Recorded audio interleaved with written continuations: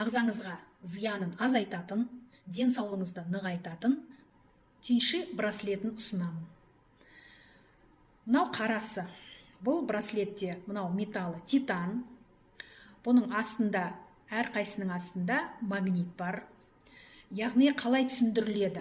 Радиация қабылдаған кезде біздің қанымыздағы, ең қарапайым мысал, қанымыздағы түйіршіктер, қызыл түйіршіктер бар, ақ түйіршіктер бар, тромбоциттер бар. Осылар радиация әсерінен, заряд әсерінен бір-біріне жабысып қалады.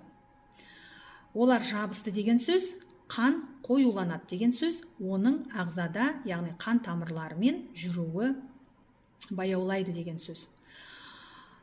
Мынау браслетті таққан кезде сол жабысып қалған қанның түйіршіктері бір-бірінен қайтадан ажырап, қан тамырмен емін еркін аға бастайды.